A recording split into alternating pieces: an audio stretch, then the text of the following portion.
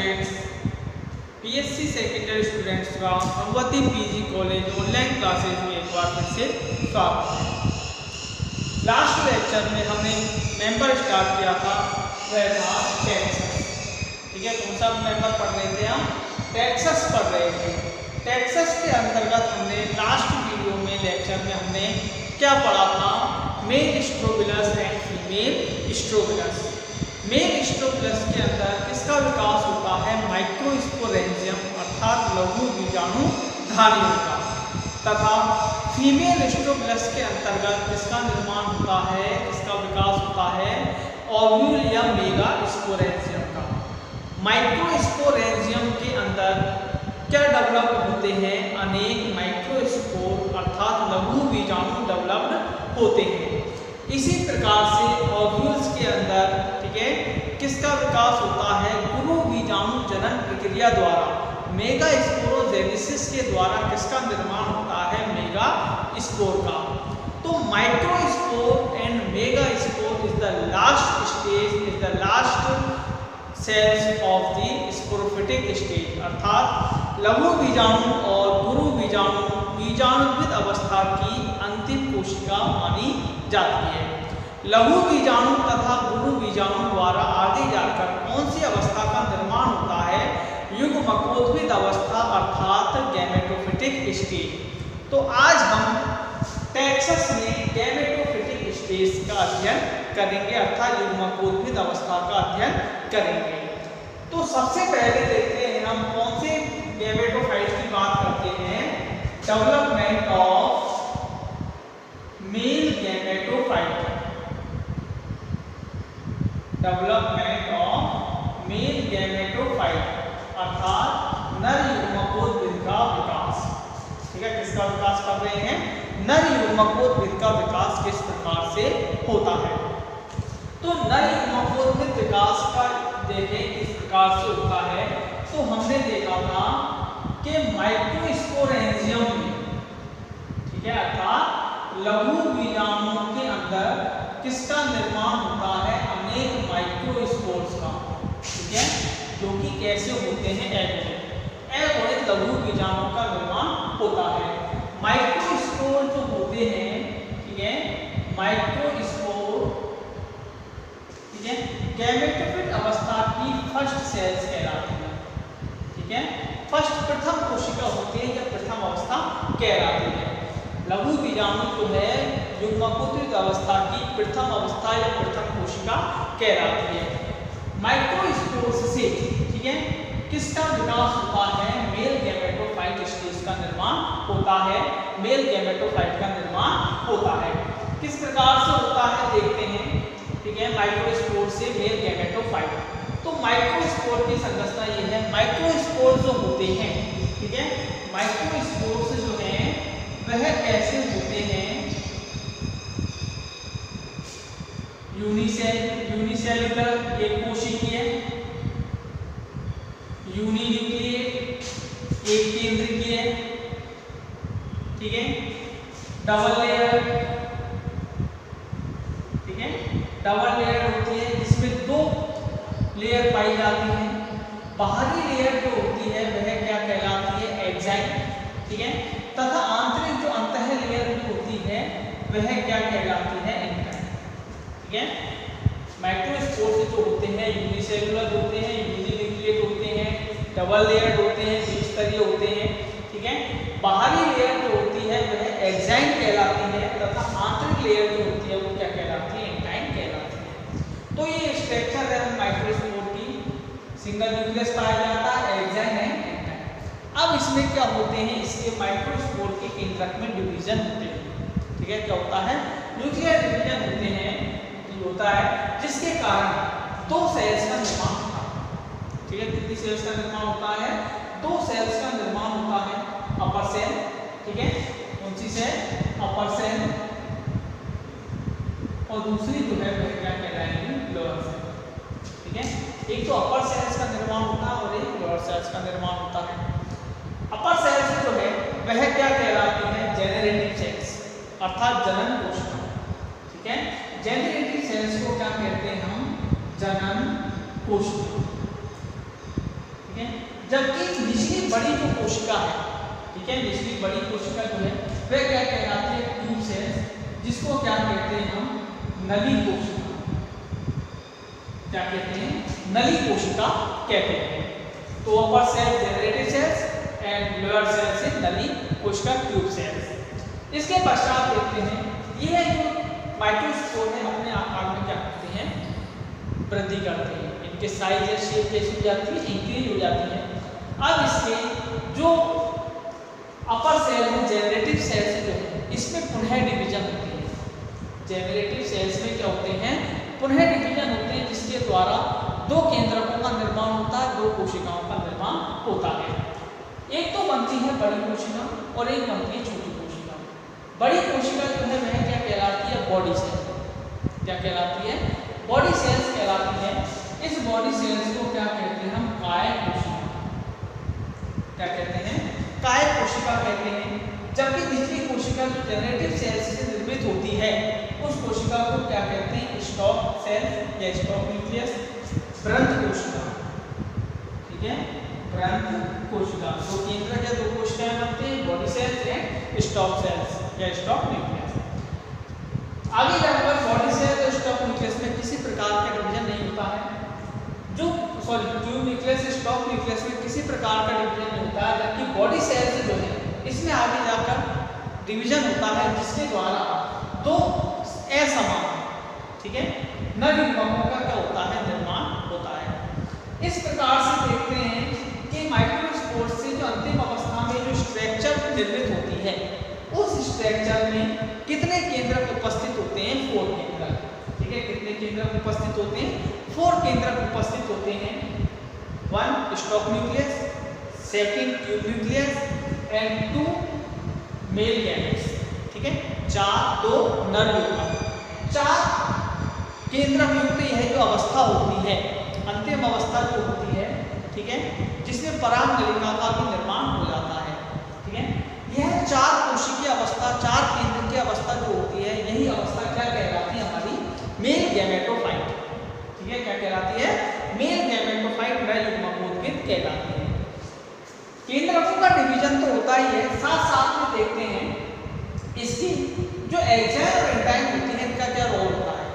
Enzyme जो होती है यह वाटर के कारण क्या हो जाती है? डिसॉल्व हो जाती है, जल में विलयशील हो जाती है। वाटर में डिसॉल्व होने के कारण विलयशील हो जाती है, जिसके कारण एंजाइम जो होती है, एंजाइम के द्वारा धीरे धीरे किसका निर्माण होता है? पराग नलिका का, पोलन ट्यूब का। ठीक है, एंजाइम के द्वारा किसका निर्माण होता है? पोलन ट्यूब अर्थात पराग नलिका का निर्माण होता है। ठीक है, यह पराग नलिका के शीर्ष पर 4 केंद्रक उपस्थित होते हैं।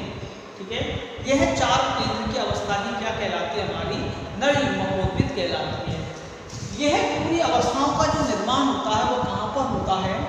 न्यूक्लियस के या बीजांड द्वार, जो ओव्यूल होता है, ओव्यूल की बीजांड द्वार के ऊपर, ठीक है, उसकी सतह पर ये लघु बीजाणु अंकुरित होते हैं और अंकुरित होकर नर युग्मकोद्भिद का निर्माण करते हैं। तो ये है नर युग्मकोद्भिद का विकास। देखते हैं इसको। माइक्रोस्पोर्स हो गया। ठीक है, माइक्रोस्पोर्स के द्वारा मेल गैमेटोफाइट का निर्माण इस प्रकार से होता है। माइक्रोस्पोर्स में माइक्रोस्पोर एंड डिवीजन होता है, इसमें ट्रांसफर डिवीजन, जिसके द्वारा 2 सेल्स निर्मित होती हैं।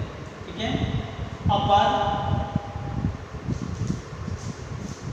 अपर सेल जो कि कैसी होती है? छोटी। ठीक है, तथा लोअर सेल जो कि कैसी होती है? बड़ी। ठीक है, लोअर सेल जो है यह यहाँ कौन सी कोशिका का निर्माण करती है? ट्यूब सेल का। ठीक है, नली कोशिका का निर्माण करती है। इधर अपर सेल्स में डिवीजन के द्वारा 2 कोशिकाएं निर्मित होती हैं। ठीक है, कौन कौन सी कोशिकाएं? एक तो अपर बॉडी सेल काय कोशिका और नीचे एक और स्टॉक सेल व्रंत कोशिका। ठीक है, 3 कोशिकाएं निर्मित होगी। बॉडी सेल्स के द्वारा आगे जाकर 2 असमान नर युग्मकों का संतान निर्माण होता है। Male gamete and male gamete.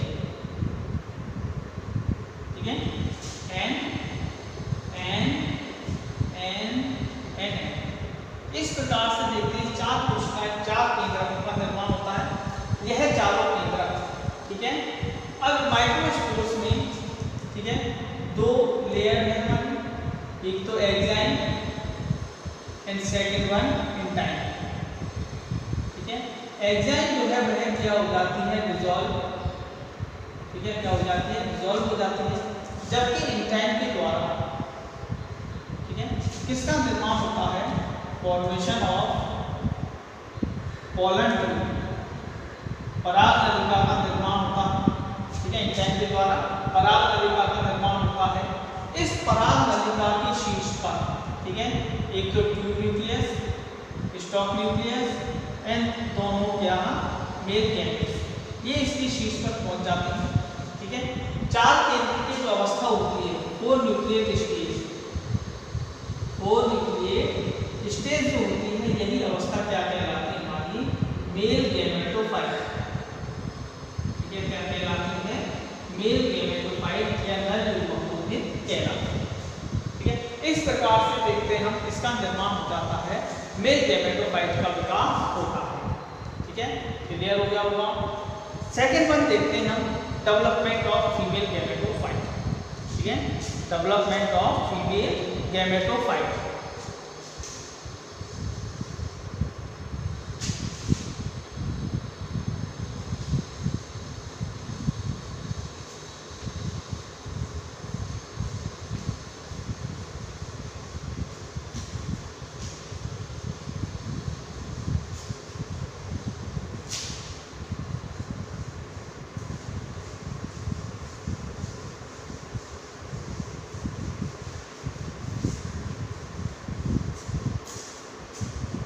Second one is gametophytic stage में डेवलपमेंट ऑफ फीमेल गैमेटोफाइट। ठीक है, मादा युग्मकोद्भिद का विकास। जिस प्रकार से माइक्रोस्पोर जो होता है मेल गैमेटोफाइट की फर्स्ट सेल या फर्स्ट स्टेज होती है, उसी प्रकार से, ठीक है, फीमेल गैमेटोफाइट की, फीमेल गैमेटोफाइट की जो फर्स्ट सेल होती है, ठीक है, वह क्या होती है, मेगास्पोर। क्या होती है, मेगास्पोर गुरु बीजाणु। ठीक है, गुरु बीजाणु होता है, होती है। इन गुरु बीजाणु का निर्माण जो है वो किसके अंदर होता है, गुरु बीजाणुधानी ओव्यूल के अंदर होता है। लास्ट में पढ़ा था हमने मेगास्पोरोजेनेसिस के अंदर कि जो ओव्यूल्स होते हैं उसमें 4 गुरु बीजाणु निर्मित होती हैं। कितने गुरु बीजाणु निर्मित होते हैं, 4 गुरु बीजाणु निर्मित होते हैं, जिसमें से 3 तो गुरु बीजाणु जो हैं वह अपहासित हो जाते हैं, डीजेनरेट हो जाते हैं, जबकि एक मेगास्पोर जो है वह फंक्शनल होता है, एक्टिव होता है, जिसके द्वारा फंक्शनल मेगास्पोर्स के द्वारा फीमेल गैमेटोफाइट का निर्माण होता है। फीमेल गैमेटोफाइट का डेवलपमेंट देखते हैं हम। ठीक है, मान लीजिए ये क्या है, ओव्यूल।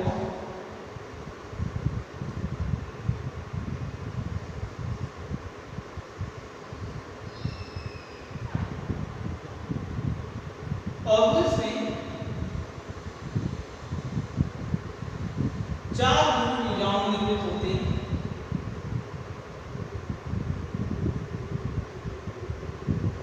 ठीक है, 4 गुरु बीजाणु में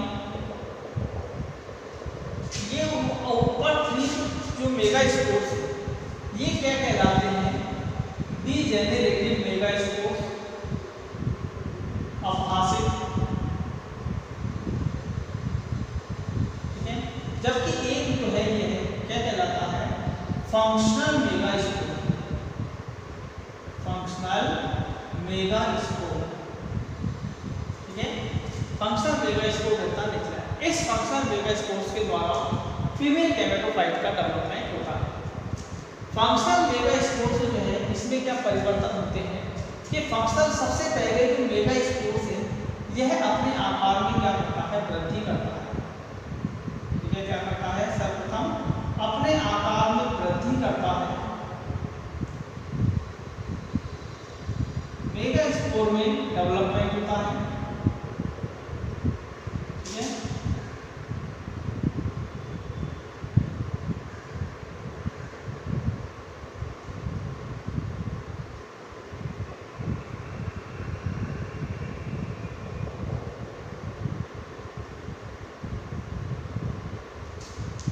न्यूक्लियस जो है इसका वह कैसा हो जाता है, बड़ा हो जाता है केंद्र तथा सुस्पष्ट हो जाता है।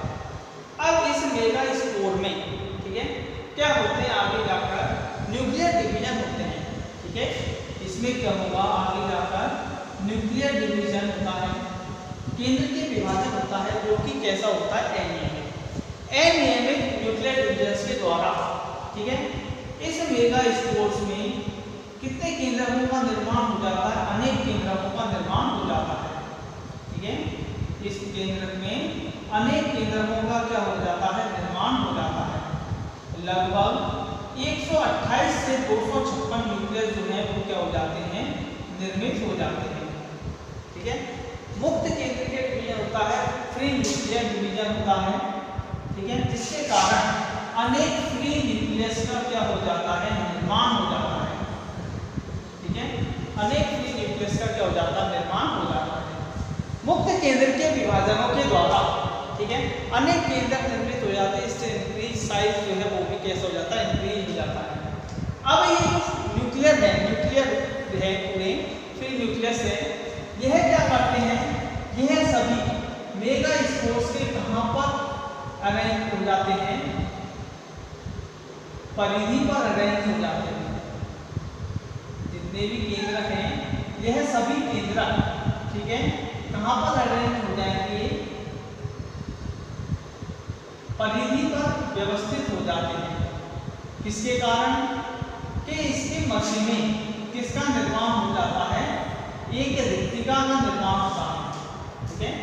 जो मेगा स्पोर्स है उसके केंद्रक में, केंद्रीय भाग में एक रिक्तिका बन जाती है, ठीक है, जिसको क्या बोलते हैं हम, सेंट्रल वैक्यूल, ठीक है, सेंट्रल वैक्यूल, ठीक है।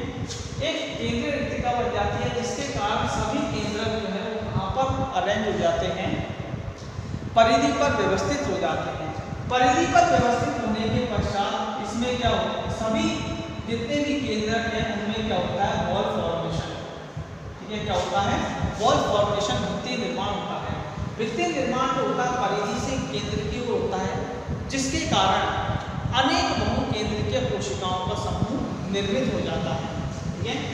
इसमें क्या होगा, इस प्रकार से देखते हैं।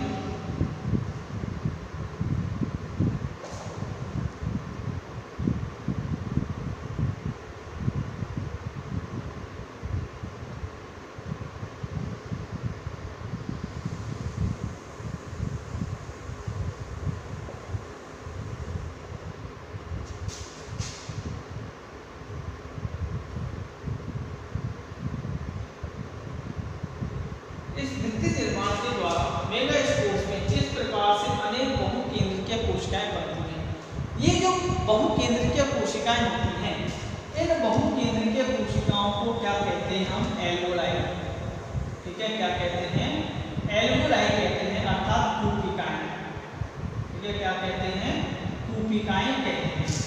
ये जो कूपिकाएं होती हैं बहुकेंद्रीय होती हैं, इनकी भित्ति नष्ट होने से, सभी सेल्स की नष्ट होने से अंत में क्या होता है, इस कूपिकाओं के नष्ट होने से, ठीक है, अनेक एक केंद्र, सभी कोशिकाएं जो है वह कैसी हो जाती हैं, एक केंद्र की, ठीक है, सभी कोशिकाएं जो हो जाती हैं वह कैसी हो जाती हैं, एक केंद्र की हो जाती हैं, और इन इसमें, ठीक है, अनेक एक केंद्र के कोशिकाओं का क्या निर्मित हो जाता है, समूह निर्मित हो जाता है, ठीक है।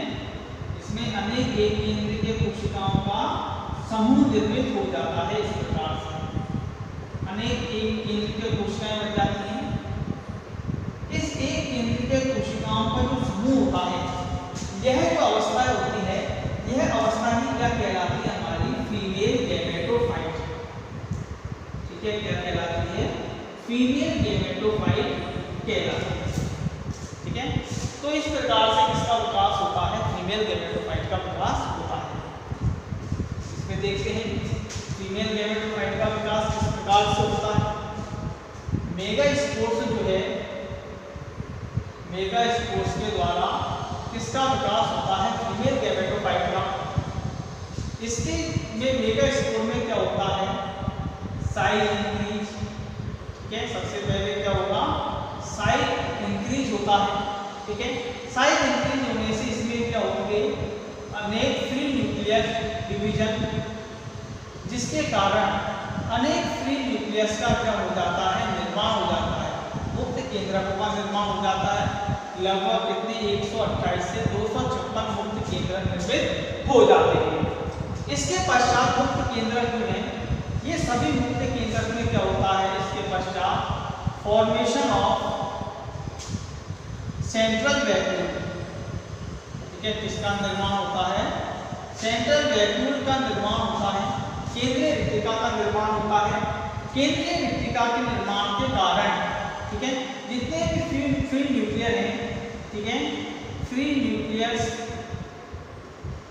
कहाँ पर अरेंज हो जाते हैं, परिधि पर अरेंज हो जाते हैं, पेरिफेरल रीजन में क्या हो जाते हैं, अरेंज हो जाते हैं, ठीक है।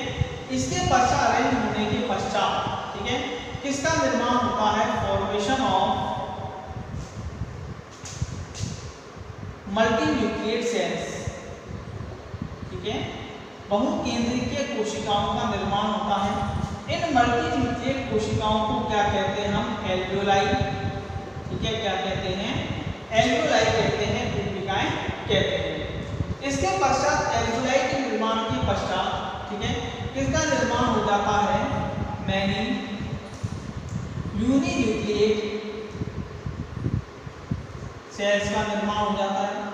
अनेक यूनिन्यूक्लिएट सेल्स जो होती है, एक केंद्रीय कोशिकाओं का जो ग्रुप होता है, ठीक है, ये जो ग्रुप होता है, समूह होता है, यह समूह ही क्या कहलाता है, हमारा फीमेल गैमेटोफाइट कहलाता है। क्या कहलाता है, फीमेल गैमेटोफाइट कहलाता है, ठीक है। इस प्रकार से देखते हैं हम किसका निर्माण होता है, किसका विकास होता है, फीमेल गैमेटोफाइट का, ठीक है। तो आज के लेक्चर में हमने क्या पढ़ा, development of male gametophyte and development of female gametophyte. Next lecture में देखते हैं हम development archegonium seeds and development of